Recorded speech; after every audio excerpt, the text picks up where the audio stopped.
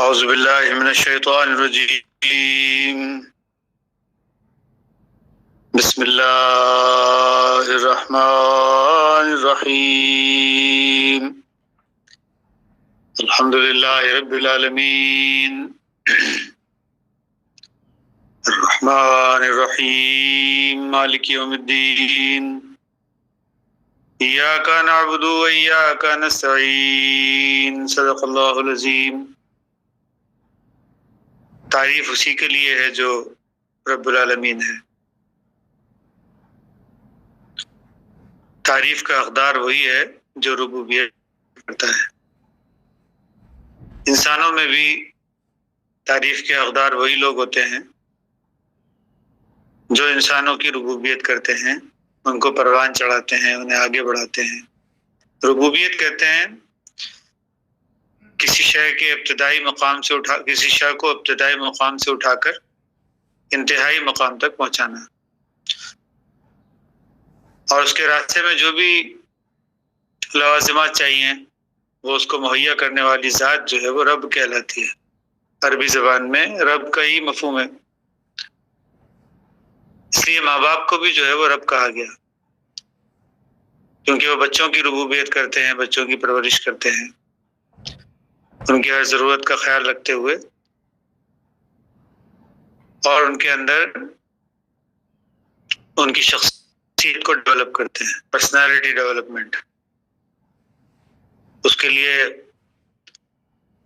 رحمان بھی بنتے ہیں، رحیم بھی بنتے ہیں، مالک بھی بنتے ہیں۔ بلا بدل بلا طلب دینا ابتدائی درجے میں ضروری ہوتا ہے، جو رحمانی تقاضا ہے، رحمان کی ریکوائرمنٹ ہے۔ تو ربوبیت جو ہے وہ 3 طریقوں سے ہوتی ہے: رحمان، رحیم اور مالک۔ تو سب سے پہلے رحمان ہے، کیونکہ کسی بھی شے کو تخلیق کرنا، اس کے بعد اس کے لیے ضروری چیزیں جو ہیں ان کو مہیا کرنا، یہ رب العالمین کا کام ہے، یہ رحمان کا کام ہے۔ اور پھر رحیمی تقاضے سے رحیم کی ریکوائرمنٹ کیا ہے کہ اس شے کے اندر جو ہے وہ جو زائد چیزیں ہیں ان کو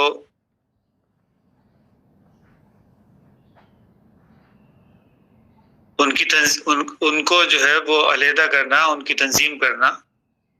کیا چیز ہے جو ان کے لیے ضروری ہے، کتنی کوانٹٹی میں ضروری ہے، کس وقت ضروری ہے، یہ ماں باپ کو اچھی طرح پتہ ہوتا ہے۔ بچہ جو ہے وہ کس اسٹیج میں ہے، اس وقت اس کو کس شے کی ضرورت ہے۔ تو رحیم جو ہے وہ تنظیم کرتا ہے، نظم و ضبط پیدا کرتا ہے، تاکہ شے جو رحمانی تقاضے سے دی گئی ہے اس کو ضائع نہ ہونے دیا جائے۔ وقت پر دینا، جیسے کسان ہوتا ہے وقت پر پانی دیتا ہے، وقت پر کھاد دیتا ہے۔ بے وقت پانی دینے سے پانی پہلے سے موجود ہے اور مزید دے دیا، نقصان ہے، اس کی جڑیں جو ہیں وہ گل جائیں گی۔ جب تھوڑا سا سوکھا پیدا ہو تبھی پانی دیا جائے،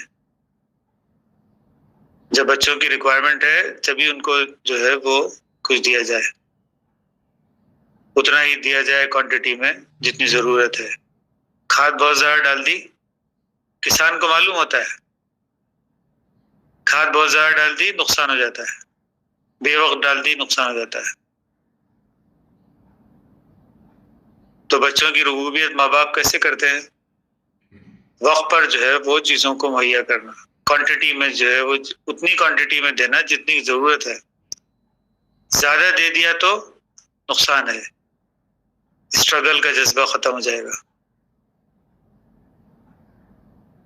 تو اتنا ہی دینا جتنا ضرورت ہے، اور اس کے بعد پھر ان کو چھوڑ دینا کچھ عرصے کے لیے، تاکہ ان کے اندر پھر دوبارہ طلب پیدا ہو۔ تو یہ رب العالمین جو ہے وہ رحیمی تقاضے سے انسانوں کی تنظیم کرتا ہے، نظم و ضبط پیدا کرتا ہے، تاکہ چیزیں ضائع نہ ہو اور یوٹیلائز ہو وقت پر۔ تیسرا کام جو ہے رب العالمین کا یہ ہے کہ وہ مالک بنتا ہے. جو زائد چیزیں ہوتی ہیں جن کی ضرورت نہیں ہوتی ان کو کاٹ چھانٹ کرتا ہے، جیسے پروننگ کا کام کرتا ہے کسان نا، پودے کی کاٹ چھانٹ کرنا، زائد شاخیں جو اس کے اندر نکل جاتی ہے اس کی وجہ سے پھل جو ہے وہ کم ہو جاتا ہے. نظر جو ہے وہ پھل پہ ہونی چاہیے نا، نظر شاخوں پہ پتوں پہ تو نہیں ہونی چاہیے. کسان کی نظر جو ہے وہ پھل پر ہوتی ہے. کون سا طریقہ ایسا ہے جس سے بہترین پھل حاصل کیا جا سکتا ہے؟ پروننگ کرتا ہے، کاٹ چھانٹ کرتا ہے، اور اس کے نتیجے میں بہترین پھل جو ہے وہ حاصل ہوتا ہے. تو اللہ رب العالمین بھی مالک بنتا ہے. سدھارنا جو ہے وہ اس کا کام ہے. وہ چیزیں جو انسان کو نقصان پہنچاتی ہیں، وہ برائی جو انسان کو نقصان پہنچاتی ہے، اس برائی کا بدلہ برا بدلہ دیتا ہے تاکہ انسان جو ہے وہ سدھر جائے. دوزخ جو ہے وہ انسانوں کو تباہ کرنے کے لیے نہیں ہے، دوزخ جو ہے وہ سدھار کے لیے ہے. اس لیے دوزخ کو ماں سے تشبیہ دی گئی، فَأُمُّهُ هَاوِيَةٌ. ہاویہ یا دوزخ جو ہے اس کو ماں سے تشبیہ دی گئی. جیسے ماں جو ہے وہ بچوں کو 2-4 ہاتھ لگا دیتی ہے جب وہ اپنے طریقے کے اوپر نہیں ہوتے جس سے ان کو فائدہ پہنچے، ایسے طریقے پر ہوتے ہیں بچے جس سے ان کو نقصان پہنچنے والا ہے، تو زبردستی کچھ چیزوں کو جو ہے وہ چھین کے بھی رکھ دیتی ہے. بچے کے ہاتھ میں بلیڈ پڑ جائے تو بلیڈ ہاتھ سے بھی چھین لیتی ہے. تو یہ طریقہ کار اللہ رب العالمین بھی کرتا ہے انسانوں کے ساتھ. سدھار پیدا کرنا، کاٹ چھانٹ کرنا، سدھار پیدا کرنا، یہ اللہ رب العالمین کا کام ہے. انسانوں کو برا لگتا ہے، جیسے بچوں کو برا لگتا ہے. ماں باپ جب سدھار کے لیے کچھ کام کرتے ہیں، کوئی چیز چھین لیتے ہیں، کمرے میں بند کر دیتے ہیں، بولتے ہیں تمہارا ویڈیو گیم بند ہو جائے گا، تو برا لگتا ہے بچوں کو نا. لیکن وہ ان کی آگے بڑھت کے لیے، ان کے ڈیولپمنٹ کے لیے ضروری ہوتا ہے. بس ایسے ہی اللہ رب العالمین بھی کرتا ہے انسانوں کے ساتھ. انسانوں کو برا لگتا ہے، وہ سمجھتے ہیں کہ جی ہمارے ساتھ جو ہے وہ بڑی زیادتی ہو رہی ہے، حالانکہ زیادتی نہیں ہو رہی ہے. یہ تو رب العالمین ہے، اس کا کام ہے کہ بہترین پھل لینا ہے انسانوں سے. انسانوں کا بہترین پھل، ان کا آخری نقطہ کیا ہے کہ وہ معراج پہ پہنچے، یعنی ان کو روحانی عروج جو ہے وہ حاصل ہو. روحانی عروج حاصل کرنے کے لیے انسانوں کو جو ہے وہ مختلف قسم کے کٹھنائیوں سے گزارا جاتا ہے. ان کے اندر جو ہے وہ ان کے مد مقابل جو ہے وہ برائی کی قوتیں جو ہیں وہ سفارہ ہو جاتی ہیں. اس کو جو ہے وہ کیا ہے، جیسے اقبال نے لکھا نا کہ کعبہ میرے پیچھے، کلیسا میرے آگے، ایمان مجھے روکے ہے تو روکے ہے مجھے کفر. تو ایمان جو ہے وہ اس کو اپنی طرف بلاتا ہے، لیکن کفر جو ہے وہ اس کو روکتا ہے. تو انسان جو ہے اس کے اندر ٹگ آف وار پیدا ہوتی ہے. یہ ٹگ آف وار جو ہے وہ بہت ضروری چیز ہے. یہی ہے انسانوں کی روحانی ڈیولپمنٹ. تو ڈیولپمنٹ ہو نہیں سکتی جب تک سامنے سے جو ہے وہ ریزسٹنس نہ ہو. تو یہ رب العالمین نے جو ہے وہ ایسا ایک نظام رکھا ہے کائنات کا، انسانی دنیا کے اندر، کہ اس کی روحانی ڈیولپمنٹ کے لیے، اس کے اخلاق اور کردار کو سنوارنے کے لیے اللہ رب العالمین نے رحمانی تقاضے سے الرحمن علم القرآن، علم قرآن کو اللہ رب العالمین نے نازل فرمایا ہے ایک رسول کے ذریعے سے. تو اللہ اس وقت رحمان بنا، اور اس کے بعد اس نے اعمال کے نظام ایک رکھا. اللہ رحیم بنا، اعمال کا ایک نظام رکھا کہ اچھے کام کرو گے اس کا کئی گنا بدلہ ملے گا. اور اس کے بعد پھر مالک بنا اللہ رب العالمین، غلط کام کرو گے تو اس کا نقصان ہے، اس کا جو ہے اس کو عذاب کی کیفیتوں سے جو ہے گزرنا پڑے گا، اس دنیا میں بھی اور مرنے کے بعد کی زندگی میں بھی. تو یہ اللہ جو ہے وہ رب بنتا ہے. کسی بھی آرگنائزیشن کا نظام بھی جو ہے وہ اسی کے اوپر چلتا ہے. ایک بہترین مینیجر یا آرگنائزر وہی ہے جو کسی بھی انسٹیٹیوشن کو جو ہے وہ انہی 3 طریقوں سے چلائے: رحمان بنے، رحیم بنے، مالک بنے. تب جا کے اس سے بہترین آؤٹ پٹ جو ہے وہ اس ادارے سے لی جا سکتی ہے. اگر سزاؤں کا نظام ختم کر دیا جائے تو حکومتیں نہیں چل سکتی. حکومتوں کو رحمان بھی بننا پڑتا ہے، رحیم بھی بننا پڑتا ہے، مالک بھی بننا پڑتا ہے. تو کوئی بھی نظام جو ہے دنیا کا وہ اس کے بغیر ایک گھر کا نظام نہیں چل سکتا، اچھے طریقے سے نہیں چل سکتا. بروں کو سزا دینا ضروری ہے تاکہ اچھے جو ہے وہ پروان چڑھیں، کیونکہ اصل مقصد جو ہے پھل لینا ہے، اچھوں کو پروان چڑھانا اصل مقصد ہے. اس کے لیے بروں کو تباہ کرنا بھی ضروری ہوتا ہے، ان کو روکنا ٹوکنا بھی ضروری ہوتا ہے. تو یہ اللہ رب العالمین مالک بنتا ہے. یہ 3 طریقے جو ہیں وہ نیچرل طریقے ہیں. انہی 3 طریقوں سے پوری کائنات کی ربوبیت ہو رہی ہے، اور انہی 3 طریقوں سے جو ہے وہ انسانوں کی بھی روحانی ربوبیت ہو رہی ہے. انسان بھی اسی طرح ترقی پا رہے ہیں. تو یہ سورہ فاتحہ ہے جس کے اندر ایک انسان کو جو ہے وہ یہ دعا سکھائی گئی کہ اہدنا الصراط المستقیم، اے اللہ مجھے اس راستے پہ چلانا جو سیدھا راستہ ہے یا جس میں استقامت کی ضرورت پڑتی ہے، کیونکہ سیدھا راستہ ایسے ہی ہوتا ہے جس میں استقامت کی ضرورت پڑتی ہے. صراط الذین انعمت علیہم، ایک ایسا راستہ جس کے اوپر نعمتیں نازل ہوتی ہیں. یہ نبیوں کا راستہ بتایا گیا ہے. نبیوں کا راستہ وہ ہے جس پہ نعمتیں نازل ہوتی ہیں. انعم اللہ من النبیین والصدیقین والشہداء والصالحین. تو نعمتیں جو ہیں وہ یہ نہیں ہیں جس کو عام طور پہ نعمتیں بولا جاتا ہے کہ انسان کے پاس جو ہے وہ پیسہ بہت سارا آ گیا، دولت جمع ہو گئی اس کے پاس تو نعمت ہے. انسان کے پاس جو ہے وہ اچھا تن و توش آ گیا، ایک بڑا گھر ہو گیا اس کا تو یہ نعمت ہے، وغیرہ وغیرہ. دنیا کے جتنے بھی لوازمات جو انسان کو حاصل ہوتے ہیں، شہرت، عزت، دولت، اقتدار، یہ سب چیزیں جو ہیں وہ نعمت نہیں ہیں. اگر یہ نعمت ہوتی تو فرعون کو نہ دی جاتی، موسیٰ علیہ السلام کو دی جاتی. اگر یہ نعمت ہوتی تو نمرود کو نہ دی جاتی بلکہ ابراہیم علیہ السلام کو دی جاتی، مگر ایسا نہیں ہوا. نبیوں کو نعمت ملی. انعم اللہ من النبیین، نبیوں پر نعمت ہوئی. نعمت کیا تھی؟ وہ اللہ رب العالمین کا تعلق تھا جو انسان کے ساتھ قائم ہوا، جس کے ذریعے سے وہ انسان خود بھی صلاۃ کی صورت میں اپنے آپ کو اس نے درست کیا اور اپنے آپ کو آگے بڑھایا، اور ذکر کی صورت میں اس نے انسانوں کو جو ہے وہ ذکر کی صورت میں انسان جو ہے وہ اس سے فیضیاب ہوئے. وہ ہے نعمت. تو یہ جو لوگوں نے سمجھ رکھا ہے کہ دنیا کے اندر یہ مختلف دنیاوی مادی چیزوں کا حاصل ہو جانا نعمت ہے، وہ غلطی پر ہے. وہ قرآن حکیم کے اصل منشا اور مقصد کو نہیں سمجھ پائے. انہوں نے جو ہے وہ قرآن حکیم کو غور سے نہیں پڑھا. قرآن حکیم میں کہیں بھی اس کو نعمت کے طور پر تذکرہ نہیں کیا گیا. جہاں کہیں بھی نعمت کا ذکر آیا، جہاں کہیں بھی فضل کا ذکر آیا، وہاں پر ان قرآن آیات کو نکال کر دیکھیں تو وہاں پر وہی ہے کہ ایک انسان کا خدا سے تعلق قائم ہو، ایک انسان جو ہے وہ خود بھی اطمینان اور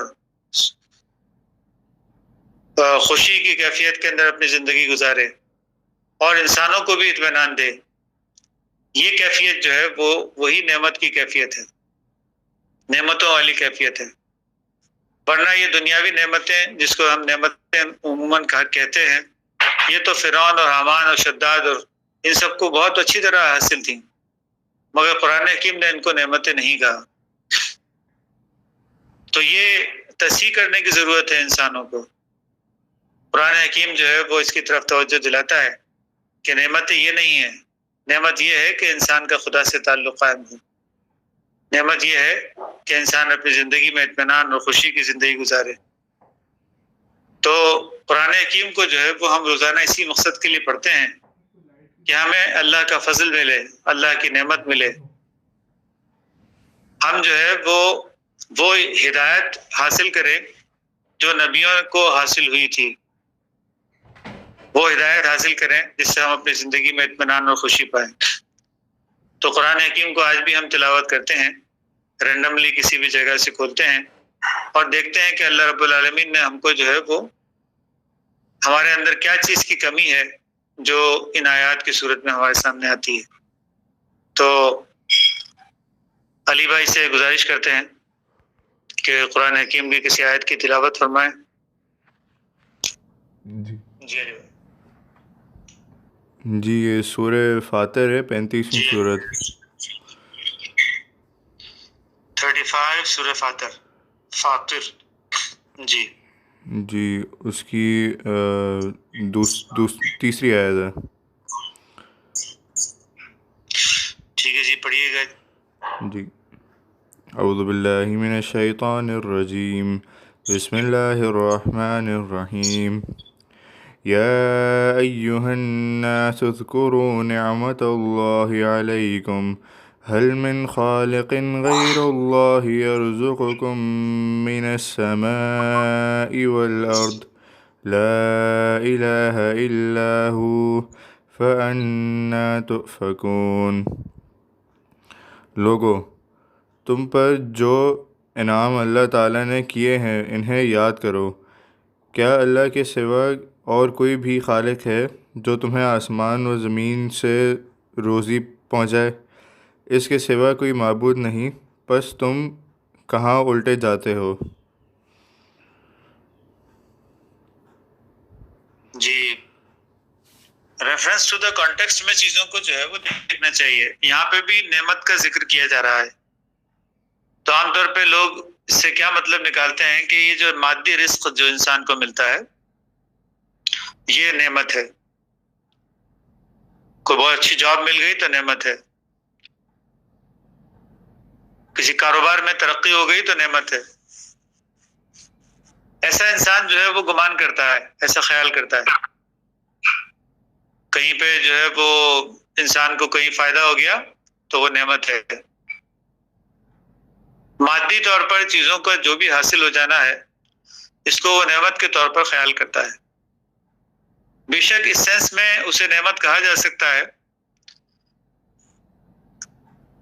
کہ اگر وہ چیز حاصل نہ ہو انسان کو تو انسان بڑے عذاب میں مبتلا ہو جاتا ہے، مادی عذاب میں مبتلا۔ جیسے مثال کے طور پر کھانے کی ضرورت ہے انسان کو، اگر کھانا نہ ملے تو انسان جو ہے وہ ایک بڑے عذاب میں گرفتار ہو جاتا ہے، کیونکہ وہ کسی سے چھین کے پھر کھائے گا، کسی کو نقصان پہنچا کے کھائے گا۔ کوئی بھی شے جو انسان کی ضرورت کی ہوتی ہے بے شک اس کو نعمت کہا جا سکتا ہے، لیکن اس کا یہ مطلب ہرگز نہیں ہے کہ وہ چیزوں کا جمع کر لینا جو ہے وہ نعمت کا باعث ہو انسان کے لیے، وہ تو اور زحمت کا باعث ہو جائے گا۔ جتنی چیزیں جمع کرے گا اتنی زیادہ جو ہے وہ انسان کو ذہنی طور پر اس کے اندر الجھاؤ پیدا ہو جائے گا۔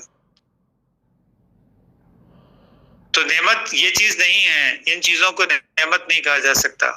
ہاں یہ صرف اس حد تک انسان کے پاس رہیں، جسے کہتے ہیں کہ پیٹ بھرنے کے لیے روٹی اور تن ڈھانپنے کے لیے کپڑا اور رہنے کے لیے سر کے اوپر کوئی صاحبان، تو یہ انسان کے لیے ضروری چیزیں ہیں، اور بے شک یہ نہ ملے تو انسان بڑے عذاب کی کیفیت میں آ جاتا ہے، بہت تکلیف کے عالم میں آ جاتا ہے۔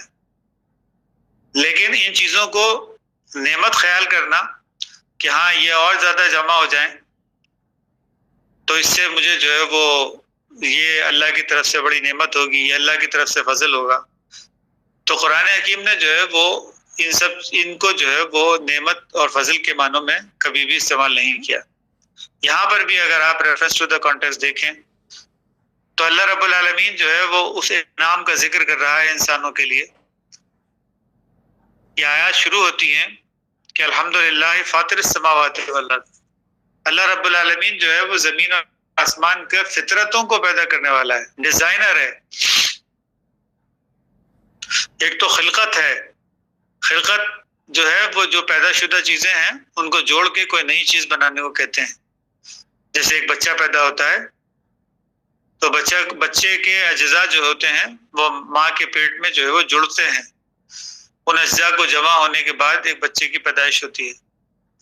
تو اس کو جو ہے وہ قرآن حکیم نے خلقت کہا. تو خلقت کہتے ہیں چیزوں کو جمع کر کے کوئی چیز بنانا. یعنی ابتدائی مٹیریل جو اللہ رب العالمین نے البدیع بن کر جو ہے اس دنیا کے اندر پیدا کیا، اس ابتدائی مٹیریل سے جوڑ کر کوئی چیز اللہ رب العالمین بنا رہا ہے. تو مختلف چیزیں جو ہیں وہ تخلیق پا رہی ہے. یہ زمین کے منرلز اور زمین کے اندر جو نیوٹرینٹس ہوتے ہیں یہ پودوں کے لیے غذا کا کام کرتے ہیں اور اس سے پودے جو ہے وہ تخلیق پاتے ہیں. تو چیزوں کو جوڑ کر کوئی چیز کو بنانا یہ تخلیق کہلاتا ہے. ورنہ اللہ جو ہے وہ بدیع ہے، الاول ہے اور البدیع ہے. اس نے ہر وہ شے پیدا کیا ہے جو اس سے پہلے کبھی پیدا نہیں ہوئی تھی. تو ابتدائی مٹیریل جو ہے وہ اللہ رب العالمین پہلے پیدا کر چکا اور اس کے بعد خلقت کا کام جو ہے وہ کر رہا ہے.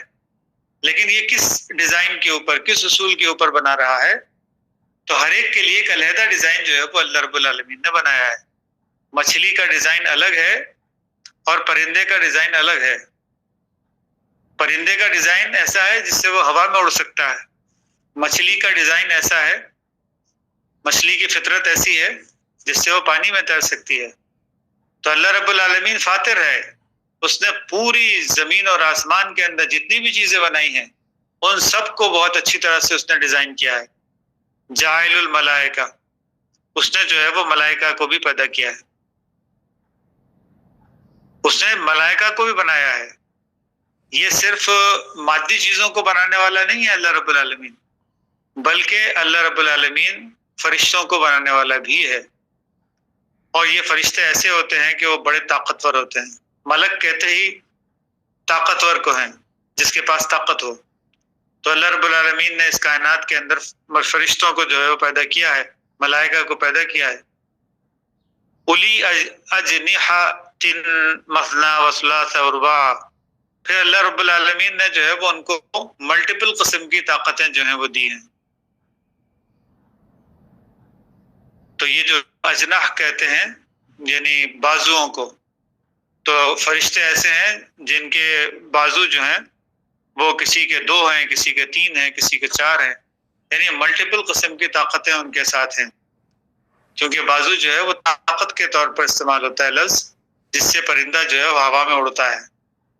تو ایسے اڑنے والی طاقتیں جو ہیں وہ اللہ رب العالمین نے ملائکہ کو دی ہیں، جس سے وہ ملائکہ جو ہیں وہ یہ ملائکہ جو ہے وہ کیوں اللہ رب العالمین نے پیدا کیے ہیں؟ تو وہ اس لیے پیدا کیے ہیں کیونکہ اللہ رب العالمین انسانوں کو جو ہے وہ پرواز کی قوت دینا چاہتا ہے. یہ ملائکہ انسانوں کے اوپر نازل ہوتے ہیں.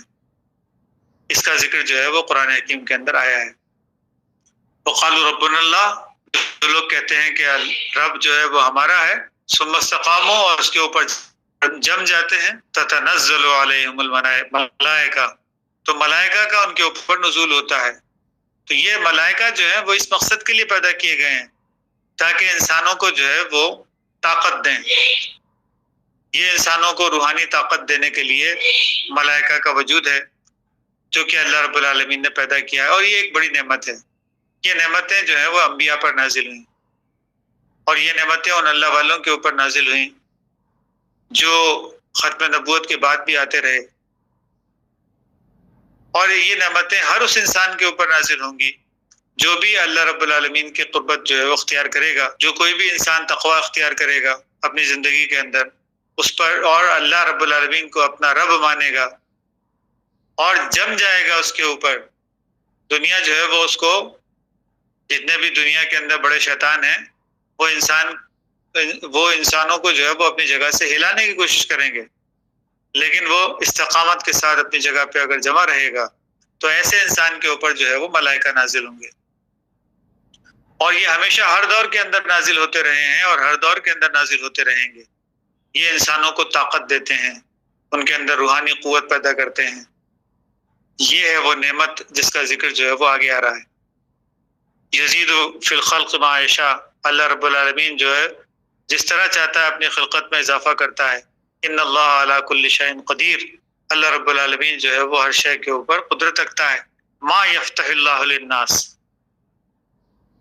من رحمت فلا ممسک لها، اللہ تعالیٰ جو رحمت لوگ انسانوں کے لیے کھول دے تو اس کو کوئی بند کرنے والا نہیں ہے. بھلے دنیا مخالف ہو ان اللہ والوں کے، لیکن اللہ رب العالمین ملائکہ ان کے اوپر نازل کر کے رہے گا. انسان جو ہے وہ دوسرے اس کو روک نہیں سکتے. اللہ جو ہے وہ اسے آگے بڑھا کر رہے گا. جس کو اللہ نے تخلیق کیا ہے اس کے اذن میں ہے، اس کی مرضی میں ہے، اس کو اللہ جو ہے وہ آگے بڑھا کر رہے گا، کوئی اس کو روک نہیں سکتا. وما یمسک فلا مرسل له من بعدہ، اور جس کو اللہ جو ہے وہ جس کا راستہ بند کر دے، رحمت کا دروازہ جس کے اوپر بند کر دے تو اس کو کوئی کھول نہیں سکتا. من بعدہ وهو العزیز الحکیم، اللہ رب العالمین جو ہے وہ بڑا طاقتور ہے، غالب ہے. اللہ رب العالمین غالب ہے اور بڑی حکمت کے ساتھ غالب ہوتا ہے.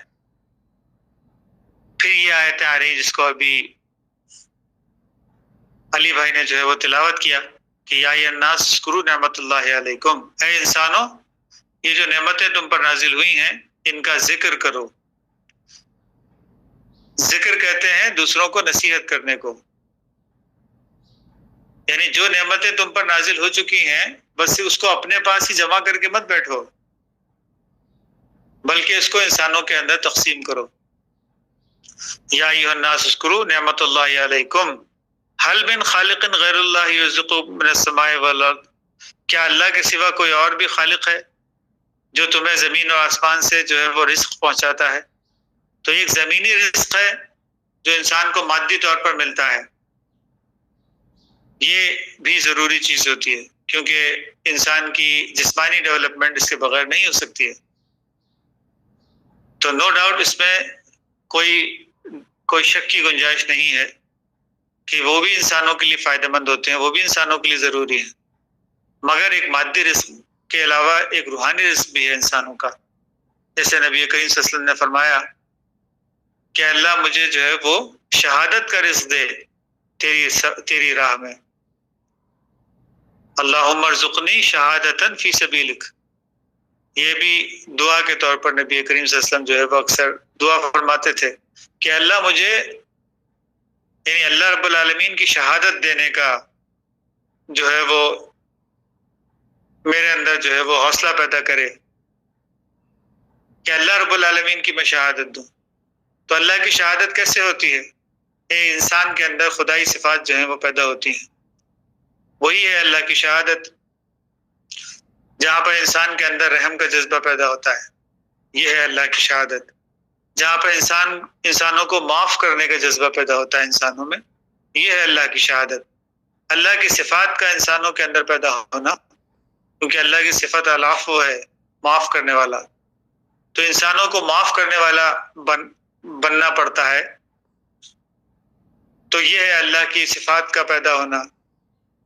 جیسا کہ احادیث کے اندر آیا بھی کہ اللہ اتصفوا باوصاف اللہ، اللہ کے اوصاف سے متصف ہو جاؤ. تو خلقوا باخلاق اللہ، اللہ کے اخلاق کو جو ہے وہ اپناؤ. تو اللہ کی جتنی بھی صفات ہیں، لہ الاسماء الحسنی، وہ سب بہترین صفات ہیں. وہ بہترین صفات انسانوں کے اندر پیدا ہوں، بس یہی مقصد ہے انسانی زندگی کا. تو یہ اللہ رب العالمین فرما رہا ہے کہ یہ رزق ہے جو تم کو دیا جاتا ہے، یہ روحانی رزق ہے جو انسانوں کو دیا جاتا ہے کہ ان میں اچھی صفات جو ہیں وہ پیدا ہوتی ہیں. تو یرزقکم من السماء والارض، تو ایک تو زمینی رزق ہے جو دیا جاتا ہے، اور یہ ایک آسمانی رزق ہے، یہ بھی انسانوں کو جو ہے وہ دیا جاتا ہے کہ ان میں للہی صفات پیدا ہوتی ہیں یا اچھائی کی صفات پیدا ہوتی ہیں.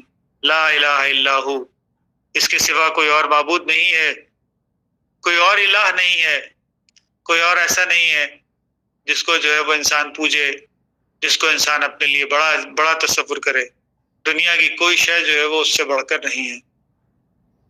فَأَنَّىٰ تُؤْفَكُونَ، پھر تم کہاں الٹے پھرے جاتے ہو؟ یہ قرآن حکیم جو ہے وہ فرما رہا ہے۔ تو رزق جو ہے وہ صرف یہ نہیں ہے کہ مادی طور پر کچھ چیزیں انسان کو حاصل ہو جائیں، یہ تو پیٹ بھرنے کے لیے ضروری ہے، تن ڈھانکنے کے لیے ضروری ہے، صاحبان جو ہے وہ سردی گرمی بارش سے بچاؤ کے لیے ضروری ہے، لیکن یہ جو ہے وہ اللہ کا فضل نہیں ہے انسانوں کے اوپر۔ اللہ کا فضل تو یہ ہے کہ جو کچھ بھی اس نے دیا ہے اس کو انسان جو ہے وہ اچھے طریقے سے اسے استعمال کرے اور اس نعمت کا جو ہے وہ ذکر کرے، یعنی جو کچھ بھی دیا گیا ہے اس کو انسانوں کو جو ہے انسانوں تک اس کو پہنچائے، مادی طور پر بھی جو کچھ دیا گیا ہے وہ بھی انسانوں تک پہنچائے، روحانی طور پر جو کچھ رزق دیا گیا ہے وہ بھی اس کا ذکر کرے، یعنی اس کو انسانوں تک جو ہے وہ پہنچائے۔ تو یہ قرآن حکیم کا جو ہے وہ پرپز ہے اور اس کی طرف ہی انسان کو جو ہے وہ دعوت دی جا رہی ہے۔ تو اس پر کوئی سوال ہے تو وہ آپ لوگ کر سکتے ہیں۔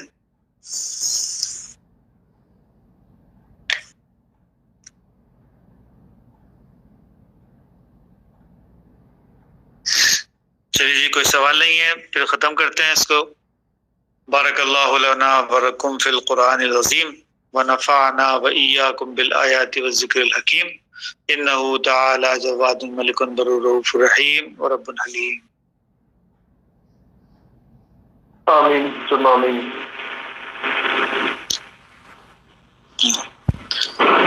چلیے جی، پھر ملتے ہیں انشاءاللہ، کل ملتے ہیں۔ اللہ حافظ۔ اللہ حافظ۔ اللہ حافظ، جزاک اللہ۔ اعوذ باللہ من الشیطان الرجیم، بسم اللہ الرحمن الرحیم، الحمد للہ رب العالمین، الرحمن الرحیم، مالک یوم الدین، ایاک نعبد و ایاک نستعین، صدق اللہ العظیم۔ تعریف اسی کے لیے ہے جو رب العالمین ہے،